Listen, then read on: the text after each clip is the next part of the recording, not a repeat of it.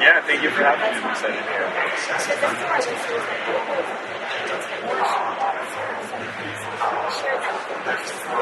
Yeah, we're a grassroots nonprofit on a mission to change how the world perceives mental health. So we do a lot to bridge art and technology and advocacy and try to provide as much access to psychoeducation as possible so people can navigate their own, experience from symptom onset to treatment maintenance.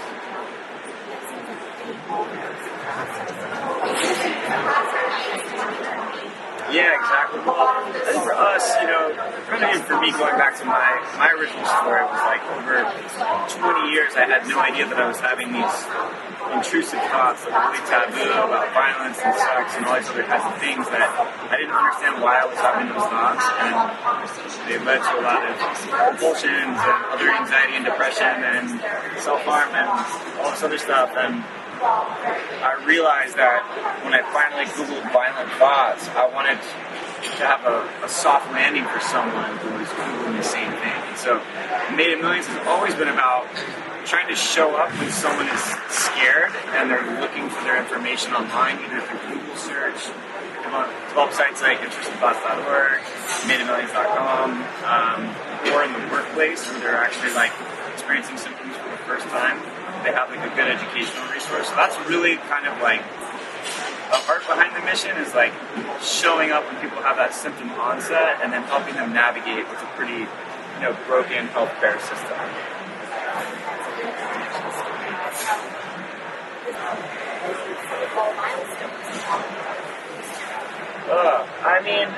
This started as a nights and weekends, just passion project, right? I've never been paid a dime from this, or Canadian executive directors never been paid a dime. It literally was just we're a bunch of creative, designers, coders, writers, and so each of our milestones are kind of marked by personal expression projects, right? First, we launched intrusiveThoughts.org, and that really took off. We served the obsessive-compulsive community, disorder community, OCD community, things like that.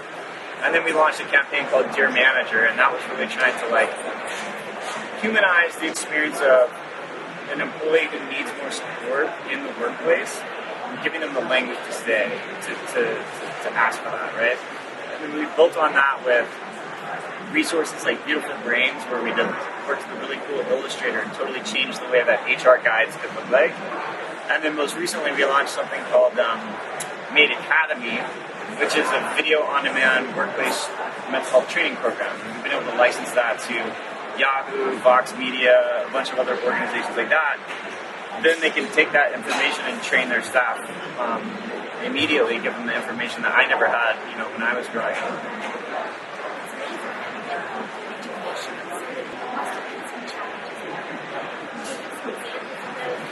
There's so many challenges. The biggest challenge is to be agnostic in the advice we're giving our community. We have to be really careful how and where we take money from anybody. For example, it'd be really easy for us to do an ad for BetterHelp, but talk therapy is not always the right solution. And so for us to be truly an agnostic NGO and very much focused on giving people what we think is the truth, we have to be able to challenge that idea. And so one of the big challenges is we have to be very community supported, reader funded, donor funded. I put a lot of skin in the game personally, because we don't want to take on pharmacash, we don't want to take on anyone who has a self-interest in what they're selling. We just don't. To date, might change, but to date we've not taken any of that money. So that is the biggest challenge, but also the landscape is changing a lot. So it started and there was virtually no awareness 6 years ago when we started. Now there's a ton of mental health awareness. So I don't see our job as building awareness. I see our job is, and we are not in the treatment game, right? So our job is right in the middle. Become aware that you have a mental health challenge of some sort. What are the signs, symptoms, conditions related to it potentially? What are the different treatment modalities that might be most effective? How do you know when you get misdiagnosed?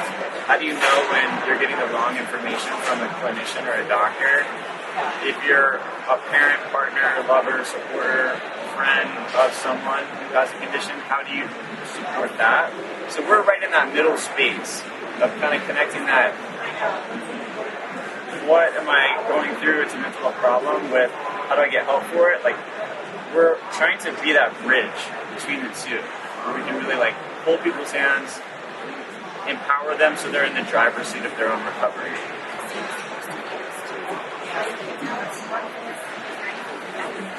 When we started off, it was very much just, let's try to find, for me personally, it was, I want to find the 13-year-old version of me that was having those thoughts and was really scared and didn't talk about it for 20 years, right?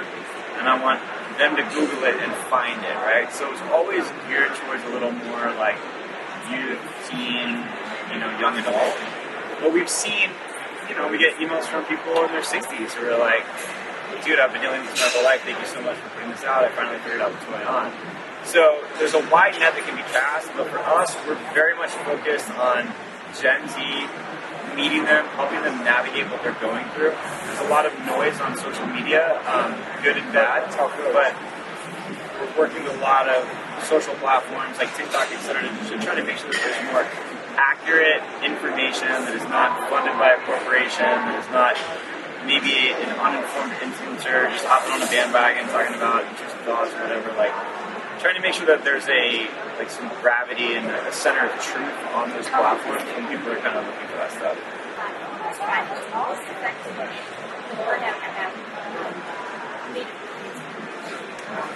Frankly, for us so far, it's been TikTok because if you make a great piece of content and it resonates with people, then you have the chance of reaching a lot more eyeballs with it, and driving a lot more engagement. We had done an early piece, one of the first pieces we published was the spectrum of suicidality. Where you have some people on one side who have a suicidal thought that gives them a ton of anxiety. Like, well, why did I have that thought? I'm not suicidal. That's one side of it. And the other side is that I'm actually on the full ideation side, and I'm making a plan, and there's so many layers in between there. And so taking something complex and taboo and breaking it out into here's a spectrum of suicidality, what that actually looks like. I think those are the examples of the kind of content that tend to work well and resonate with the community. They have to be written by the community for the community, featuring people in the community. We don't do celebrities, we don't do PSAs, it's all super grassroots, intentionally. And so that's the kind of content that works better. And in the case of TikTok, if it's good, it resonates, we can reach more eyeballs versus Instagram. You work hard to build an audience, but only a small amount of people actually see what you're making. It's kind of counterintuitive. Yeah, definitely. We're currently doing a big overhaul of our website right now. Our website is a fantastic resource. We have over detailed information on over 30 plus conditions in the DSM. We have tons of advocate stories. People can submit their stories, write stories, submit art. A big part of this is feeling seen, and sometimes you need art to do that. Sometimes you just see how photographers are doing it, or illustrators, or painters, or designers are communicating what they're going through.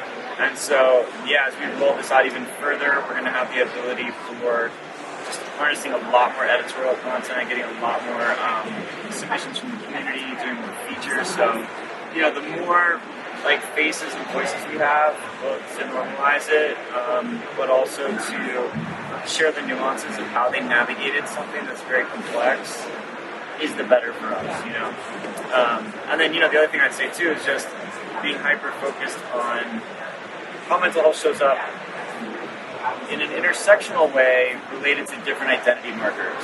That's always been something we've been very passionate about. We've built a very diverse in skill set as well as an identity advisory board, and that's given us the ability to have a lot of different conversations, because what I might go through might be tough, but maybe not as tough as if I was in a marginalized community or an underserved community. So lots more of that kind of stuff coming out throughout the year. Thanks.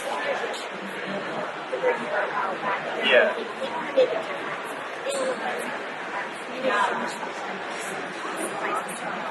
My advice is that everyone has some unique skill, right? Whether you are, whatever your interest is, it could be art, it could be medicine, it could be an entrepreneur, it could be an athlete, it could be anything. It's like, how do you look at what you love and find an intersection with advocacy in this space? And that's actually a pretty easy thing to do. There are a lot of cool little advocate, concepts popping up. It's like just sports and mental health, or just, this or that. So I think looking for the intersection of your passion and your skill with this topic would be the first kind of thing to start. And then just remembering that the process of advocacy actually is a healing process for yourself. Like, I don't really have to deal with a lot of the symptomology, I think, that I dealt with as intensely now, because I'm talking about it all the time, so it takes the power away, So I think, like, anyone out there of any age, but definitely young age, like, learn all of your ABCs when it comes to psychoeducation. Do not trust anyone but yourself with respect to, like, how to make decisions for your own body. You know what medicine, you know how it affects you, you know what behavioral health interventions are doing, how it affects you. Like, build a little community online and start advocating with what you've learned. Because I don't have all the answers. Made of Millions doesn't have all the answers. Anyone who tells you they have all the answers, anyone who browbeats this gold standard, that gold standard is frankly a little bit, probably has some self-interest in that game, you know what I mean? So it's really up to you to be part of this movement to make the change that we want to see. Thank you. So yeah, I mean, the easiest way, go to madeofmillions.com. We have a donate link. We are super small, self-funded from the community, so that would be really helpful. And then beyond that, if you're interested in writing, submitting an article, poetry, graphics, anything, please send us an email and we'll send you the submission guidelines and all that jazz. And then, yeah. Thank you so much for coming to us today. Thank you. Appreciate it.